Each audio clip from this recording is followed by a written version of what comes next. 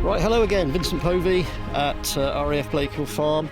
We've now made our way about 100 metres from our last point to waypoint number 3.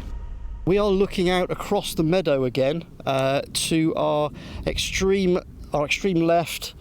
Just behind us we can see the white coloured house on the main road, just to orientate yourself. So we are looking out towards the meadow again, and we are now we're actually standing at the end of runway number 3, which again is one of the third sort of lost runways.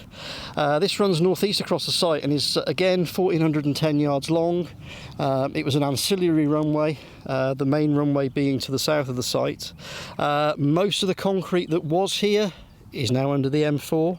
It was just over 9 inches thick, so it was a good supply for the diggers to dig out and use as hardcore. Now, as we look into the field, to your slight left, about 20 metres in front of you, you will see, if the grass is still, if the grass hasn't been cut, you will see a feature made out by long grass. If it has been cut by the time you see this, you may well be able to make out the feature itself. That is a fry pan dispersal, and that is where the airfield controller would have sat at the end of the runway. He would have been situated in a movable van in this area, basically in a caravan, a black and white checkered squared caravan, and he operated under the supervision of the flying control officer in the airfield control tower, which was off to the south of the site.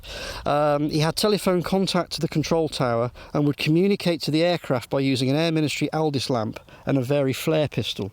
You have to remember that at this stage of the war and at this stage of the technology, the control tower as such was more concerned about aircraft overflying and what was in the air around the airfield. The flying controller was controlling what was on the ground, so he would be giving permission to take off, permission to land, and to make sure that the runways were clear. What we're going to do now is we're going to continue up the perimeter track. We're going to be turning to our right, and we're going to be looking at some of the Cold War remains that are on site, and we're also going to be talking a little bit about the Oak and Furrows Wildlife Sanctuary that's here, and give you an impression of where that sits within the landscape.